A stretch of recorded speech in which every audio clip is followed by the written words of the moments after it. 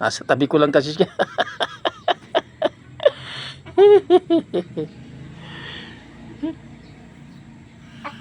So ang liit talaga. Hindi na yan na sigurado lalakyan.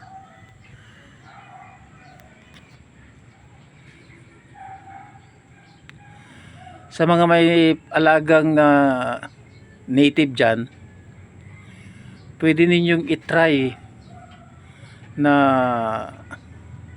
mag-alaga rin ng ganito.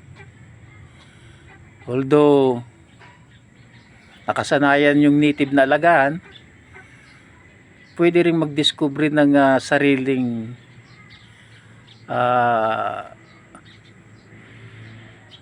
gusto kung gusto nyo talagang i-explore din yung sarili nyo ng naiiba.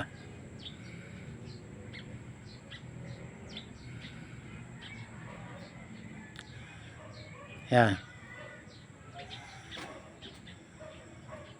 So inuulit ko, ang labuyo ko na inaalagaan ay hindi ko prinogram sa sarili ko na pangkatay ito,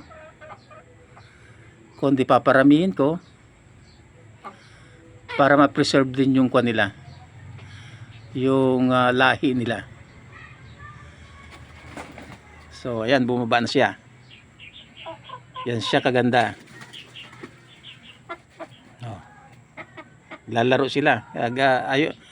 Ayun, mapaglaro talaga yung babae na yun eh.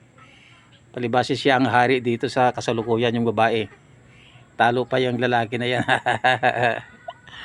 Eto, nasa tabi ko na lang siya, oh. Oh, so nagkakakak na siya. So sa mga nag-iisip dyan na pwedeng pangkatay ang labuyo, pwede naman, kaya lang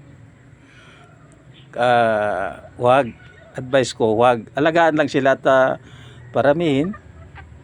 At kung suswertihin ka, marami talaga,